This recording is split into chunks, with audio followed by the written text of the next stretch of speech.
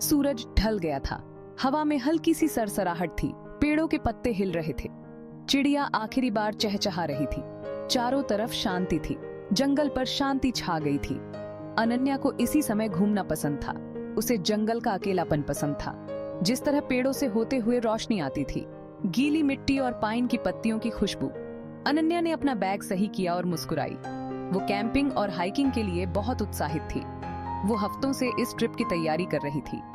ये शहर से दूर प्रकृति के पास जाने का मौका था। ऐसा क्या हो सकता था जो गलत हो? अनन्या जंगल में अंदर जाती रही।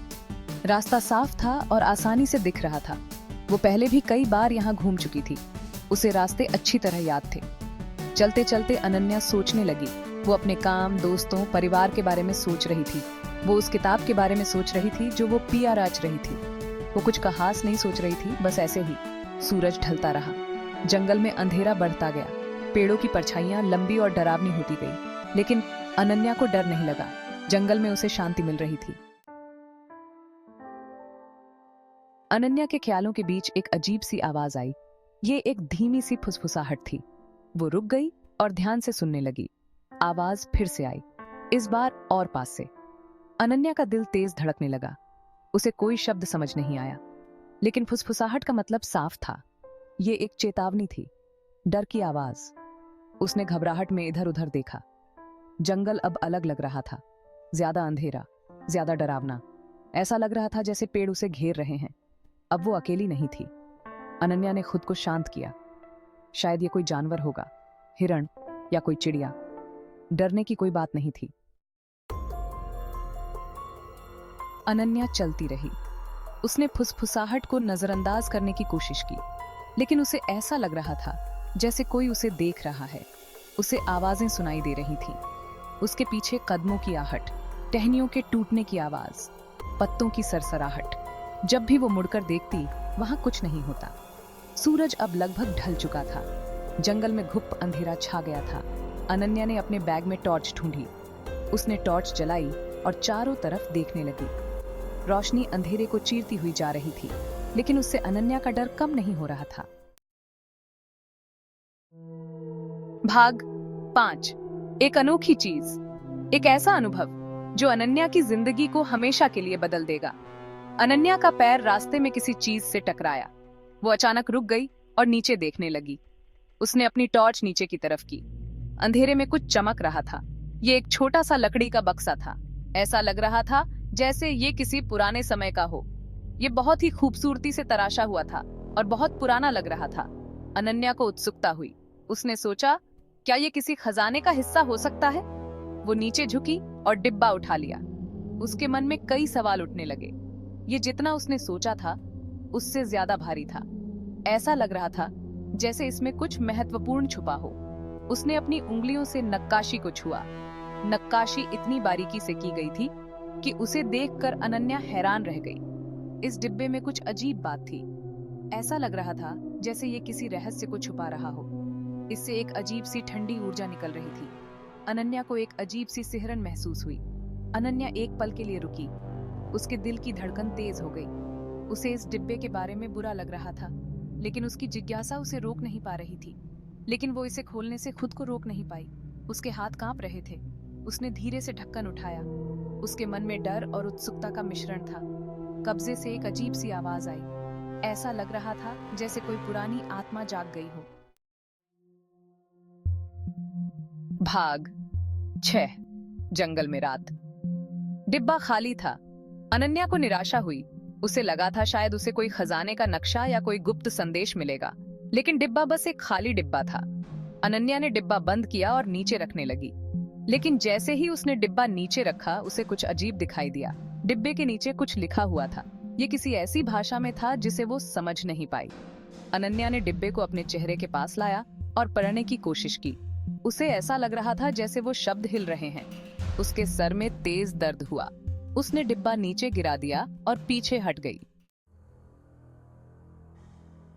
भाग 7।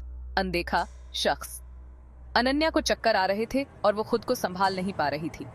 वो एक पेड़ के सहारे खड़ी हो गई।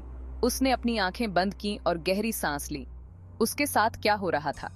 जब अनन्या ने अपनी आंखें खोली तो उसने कुछ ऐसा देखा जिससे उसके रोंगटे खड़े हो गए। पेड़ों के पीछे एक साया था। वो लंबा और पतला था। उसके लंबे और नुकीले नाखून थे। उसकी आंखें अंधेरे में लाल रंग की चमक रही थीं। अनन्या डर के मारे जड़ गई। उसने पहले कभी ऐसा कुछ नहीं देखा था। ये किसी बुरे सपने जैसा था। वो चीज उसकी तरफ बढ़ी और अनन्या को समझ आ गया कि उसे यहां से जाना होगा। भाग 8। जान बचाकर भागना। यह एक ऐसी रात थी जिसे अनन्या कभी नहीं भूल पाएगी। अनन्या पीछे मुड़ी और भागी। उसके दिल की धड़कनें तेज हो रही थीं और हर कदम के साथ उसका डर बढ़ता जा रहा था। उसे नहीं पता था वो कहां जा रही है। चारों ओर घना अंधेरा था और हर दिशा में उसे सिर्फ अनिश्चितता ही नजर आ रही थी। वो बस इतना जानती थी कि उसे उस चीज से दूर जाना है। उसके मन में सिर्फ एक ही ख्याल था, किसी भी तरह से बच निकलना। वो उसे अपने पीछे आता हुआ सुन सकती थी। उसकी हर आवाज अनन्या के दिल में खौफ पैदा कर रही थी। उसके भारी कदम जमीन पर पड़ रहे थे। हर कदम के साथ जमीन हिलती हुई महसूस हो रही थी। अनन्या ने खुद को तेज दौड़ाने के लिए मजबूर किया। उसकी सांसें तेज हो रही थीं और हर कदम के साथ उसकी हिम्मत टूटती जा रही थी। वो पेड़ों से बचती हुई और गिरे हुए लट्ठों के ऊपर से कूदती हुई भाग रही थी। हर कदम पर उसे लगता था कि वो गिर जाएगी, लेकिन उसने हार नहीं मानी। उसके फेफड़े जल रहे थे और उसके पैर थक चुके थे। हर सांस उसके लिए एक संघर्ष बन गई थी, लेकिन उसने हिम्मत नहीं हारी। उसके अंदर की झिझिविषा उसे आगे बढ़ने के लिए प्रेरित कर रही थी। वो उस चीज को और पास आता हुआ सुन सकती थी। उसकी आवाजें और भी डरावनी होती जा रही थीं। उसकी सांसें उसकी रीढ़ की हड्डी को छू रही थीं। हर सांस के साथ उसका डर और बढ़ता जा रहा था। उसने पीछे मुड़कर देखा और उसकी चमकती हुई लाल आंखें देखी जो उसका पीछा कर रही थीं। वो आंखें इतनी भयानक थीं कि अनन्या का दिल दहल गया। उसने अपनी पूरी ताकत लगाकर दौड़ना शुरू किया, क्योंकि उसे पता था कि अगर वो रुकी तो उसका अंत निश्चित था। भाग 9। खोई और शिकार। अनन्या को ऐसा लग रहा था जैसे वो घंटों से भाग रही है। उसे नहीं पता था वो कहां है। वो रास्ता भटक चुकी थी। जंगल हर तरफ फैला हुआ था। वो थक चुकी थी और डरी हुई थी। उसे रुकना होगा और आराम करना होगा। वो एक पेड़ के पीछे छुप गई। उसे उम्मीद थी कि वो चीज उसे नहीं देख पाएगी। अनन्या ने पेड़ के पीछे से झांका। उसे वो चीज कहीं दिखाई नहीं दी, लेकिन वो अभी भी उसकी सांसें सुन सकती थी। वो पास था, बहुत पास। अनन्या को पता था कि वो हमेशा के लिए नहीं छुप सकती। उसे जंगल से बाहर निकलने का रास्ता खोजना होगा, लेकिन उसे किस तरफ जाना चाहिए। भाग 10। डर का सामना। अनन्या ने अपने कदमों को वापस लेने का फैसला किया। वो मुड़ी और उल्टी दिशा में चलने लगी। वो अभी कुछ ही कदम चली थी कि उसका सामना उस चीज से हो गया।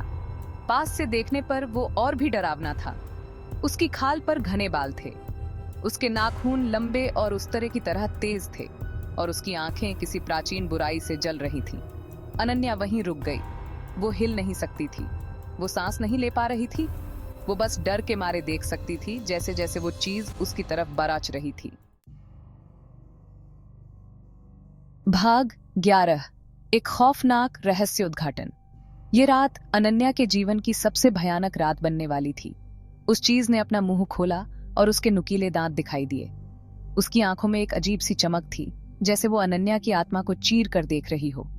उसके सीने से एक भयानक गुर्राहट की आवाज आई। यह आवाज इतनी गहरी और डरावनी थी कि अनन्या के रोंगटे खड़े हो गए। अनन्या ने अपनी आंखें बंद कर लीं और खुद को अंत के लिए तैयार कर लिया, लेकिन हमला नहीं हुआ।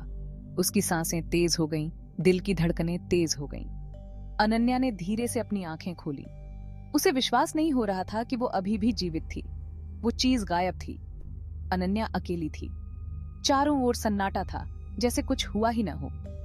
अनन्या जमीन पर गिर पड़ी। उसका शरीर डर और थकावट से कांप रहा था। उसकी हिम्मत जवाब दे चुकी थी।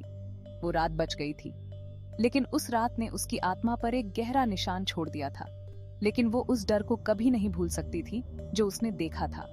वो दृश्य उसकी आंखों के सामने बार बार घूमने लगे। जैसे ही सूरज की पहली किरण पेड़ों से होती हुई आई, अनन्या जंगल से बाहर निकल गई। उसे लगा जैसे वो किसी बुरे सपने से जागी हो। वो कभी वापस नहीं गई। उस जंगल का खौफनाक अनुभव उसके दिल में हमेशा के लिए बस गया था और उसने कभी किसी से इस बारे में बात नहीं की। वो जानती थी कि कोई भी उसकी बात पर विश्वास नहीं करेगा। कुछ राज दफन ही अच्छे लगते हैं और यह राज भी उन्हीं में से एक था जो अनन्या के दिल में हमेशा के लिए दफन हो गया।